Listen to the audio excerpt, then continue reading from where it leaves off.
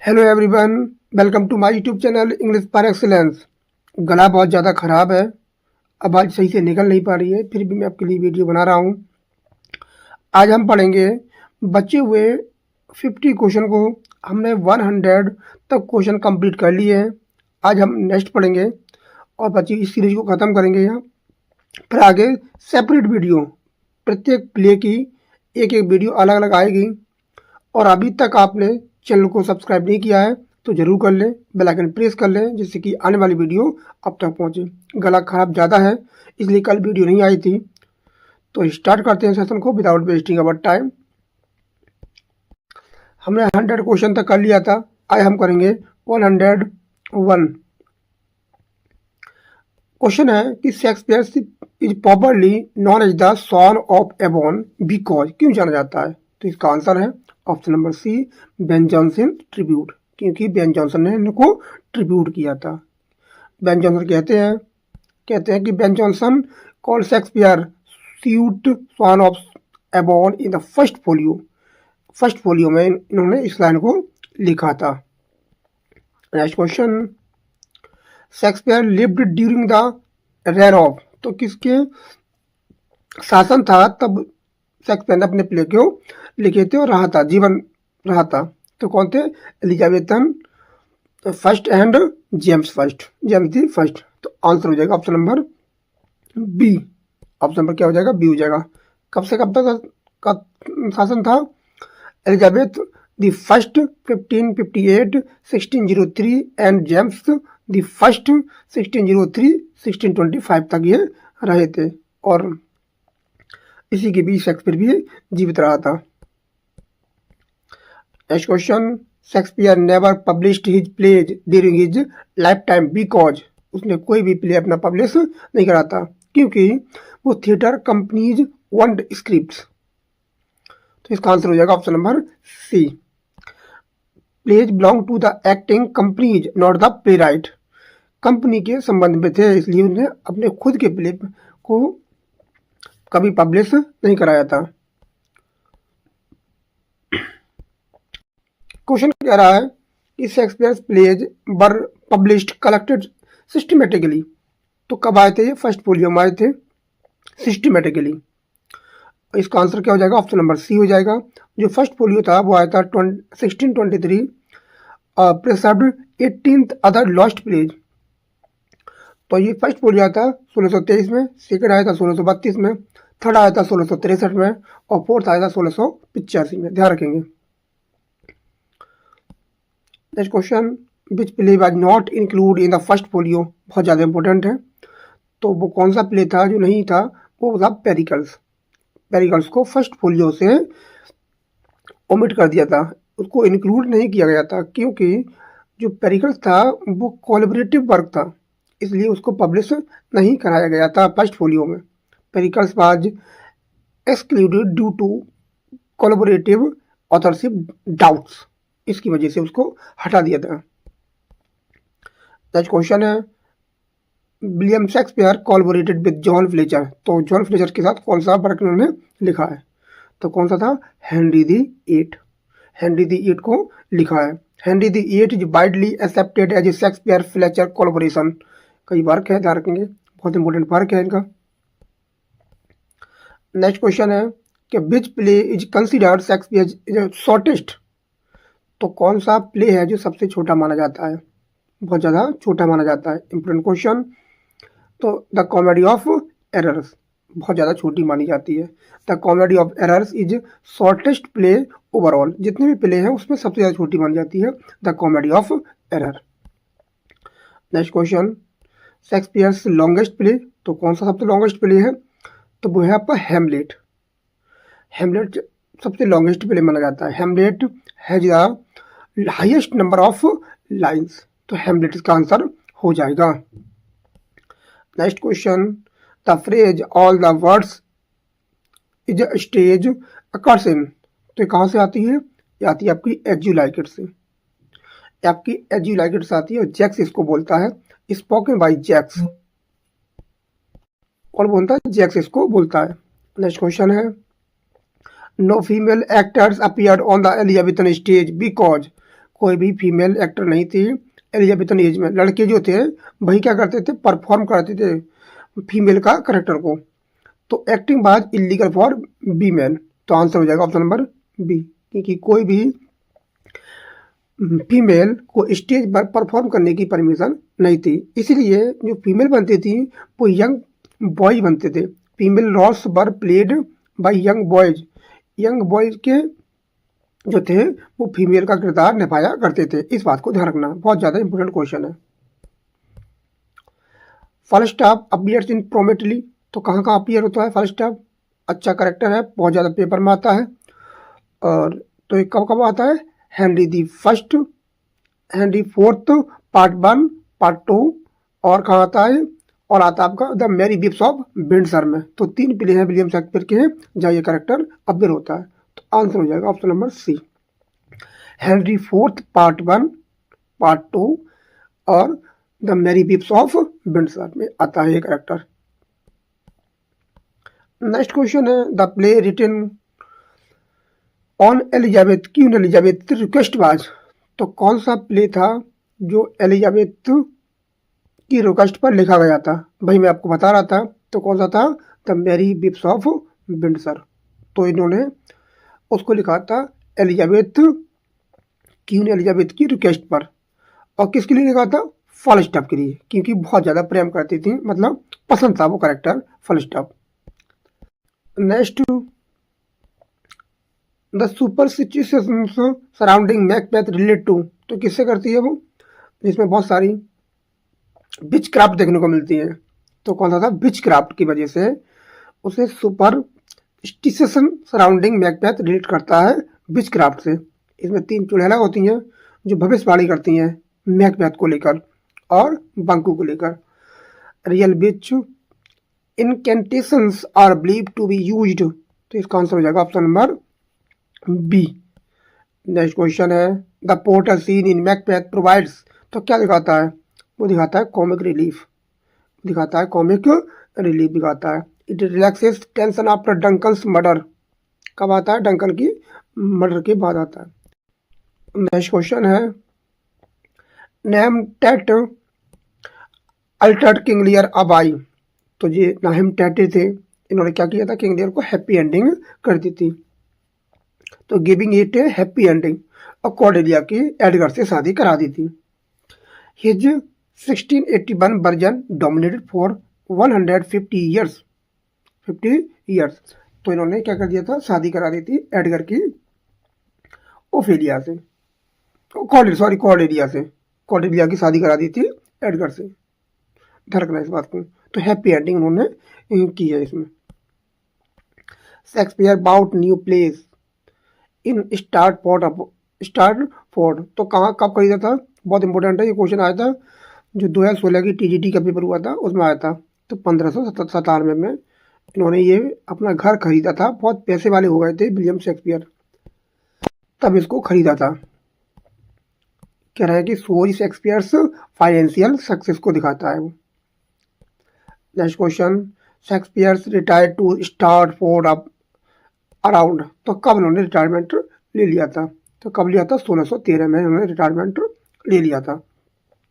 After the globe theatre fire he return home. वो घर लौट आए थे और उन्होंने सब रिटायरमेंट ले लिया था। Shakespeare's epitaph warns against. तो क्या अगेंस्ट बांस करता है उनका एपिटाफ? तो उसमें लिखा था डिस्टर्बिंग हिज ग्रेव। तो उनकी जो ग्रेव है कोई उसको खो देना, उनकी हड्डियों को कोई उखाड़े ना। वो क्या करते हैं? एक कर्स अगेंस्ट ग्रेव डिगर्स। जो भी मेरी कब्र को खो देगा उसे मैं क्या करूंगा? कर्स करूंगा। नेक्स्ट क्वेश्चन, बोलने में दिक्कत हो रही है, देख पा रहा अच्छे से नहीं बोल पा रहा हूँ। Shakespeare died at the age of. तो 52 ईयर्स की एज में इनकी डेथ हो गई थी। और born and died on 23 traditionally. तो इनकी डेथ और जन्म 23 अप्रैल को माना जाता है। Shakespeare's and Cervantes died. तो ये क्या है? ये थे same date but different calendars, same date but different calendar को मानी जाती है। द माउस ट्रैप्स रैपर, तो माउस ट्रैप किसको रैपर करती है? ये करती है आपकी प्ले विदन प्ले। ये एक फ्रेज है जो प्ले विदन प्ले आती है। कहाँ आती है? हेमलेट में आती है। जो प्ले के अंदर प्ले चलता है उसे बोलते हैं माउस ट्रैप प्ले आता है, और ये हेमलेट में आता है। Use by Hamlet to expose Claudius के जो राज है, रहस्य है, उनको खोल उजागर करने के लिए ये प्ले विदन प्ले कराया जाता है। Shakespeare's Roman tragedy include all expert, तो कौन सा रोमन प्ले नहीं है? तो कौन सा नहीं है? कोरियोलानस लेनस, जूलियस सीजर, एंटनी क्लेओपेट्रा, तो टिमोन ऑफ एथेंस नहीं है। इनका जो रोमन प्ले नहीं है। ये कैसा प्ले है? ग्रीक बिस्ट है ये। नेक्स्ट क्वेश्चन है रोजालिंड अपीयर्स इन, तो रोजालिंड कहाँ अपीयर होती है? तो एज यू लाइक इट में अपीयर होती है। बहुत ही अच्छी हीरोइन है और अपने आप को क्या कर देती है? डिस्क्राइब कर देती है। She has the most lines of any female character, सबसे ज़्यादा लाइन बोलती है फीमेल कैरेक्टर में रोजालिंड, जो कहाँ आती है? एज यू लाइक इट में आती है। नेक्स्ट क्वेश्चन है Cordelia is the symbol of, जो कॉर्डेलिया है वो काय का सिंबल है? कॉर्डेलिया है, रीगन है, गोल्ड्रेल है, ये 3 बहनें होती हैं, और 3 बहनों में से जो किंग लियर होता है कॉर्डेलिया को संपत्ति से बाहर कर देता है, उसे कोई संपत्ति नहीं देता है, लेकिन जेन्युइन लव जो लव करती है वो करती है कॉर्डेलिया, क्योंकि वो किंग लियर जो है वो चापलूसी का शिकार है। चापलूसी सुनना उसे पसंद है, जो उसकी तारीफ करता है उसे अपनी संपत्ति जायदाद पूरा दे देता है, लेकिन कॉर्डेलिया मना कर देती है चापलूसी करने से, तो वो उसे बेदखल कर देता है और कहता है नथिंग इज मोर, अगर कुछ नहीं बोलोगे तो कुछ भी नहीं मिलेगा। तो इसका आंसर हो जाएगा, वो दिखाती है लॉयल्टी, वो अपनी लॉयल्टी को शो करती है, क्योंकि वो क्या है? ट्रूथफुल डॉटर है, जेन्युइन डॉटर है ऑफ किंग लियर। 3 डॉटरों में से सबसे जो लॉयल्टी दिखाती है वो आपकी कॉर्डेलिया है। रीगन और गोल्डे जो है वो चापलूस करती हैं, बहुत ज़्यादा चापलूसी का शिकार हो जाता है उनकी हमारा King Lear. Shakespeare's tragedy usually and with, तो उसकी जो ट्रेजेडी होती है वो एंड कैसे होती है? उसमें आता है डेथ और कैटास्ट्रॉफी देखने को मिलती है। डेथ एंड कैटास्ट्रॉफी देखने को मिलती है। शेक्सपियर्स कॉमेडी टिपिकली एंड, तो शेक्सपियर की जो कॉमेडी है वो समाप्त होती है काय पर? मैरिज पर। ध्यान रखेंगे, क्वेश्चन पूछा जा सकता है शेक्सपियर से। The longest word use by Shakespeare appears इन, तो जो लॉन्गेस्ट वर्ड है वो कौन से प्ले में आता है? तो वो आता है आपका लव्स लेबर लॉस्ट में आता है, और क्या आता है? ऑनोरी फिकेबिलिटी टू रिन्यूबिलिटीज, तो ये आप देख सकते हैं, ये इनका क्या था? सबसे लॉन्गेस्ट वर्ड था। ऑनोरी फिकेबिलिटी टू रिन्यूबिलिटी होता है, ये आपका सबसे बड़ा वर्ड था, तो इसको आप काउंट कर सकते हैं। Shakespeare's dramatic genuine genius lies mainly इन, शेक्सपियर के ड्रामेटिक जीनियस थे लाइज मेनली इन, तो क्या दिखता है इसमें? कैरेक्टराइजेशन। तो इसका आंसर हो जाएगा ऑप्शन नंबर सी। क्या हो जाएगा?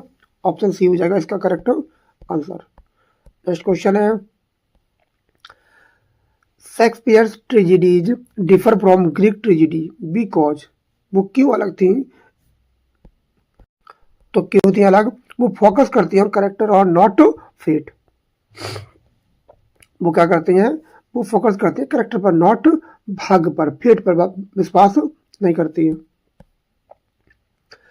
Shakespeare's bird view in letters please emphasise, तो क्या दिखाता है?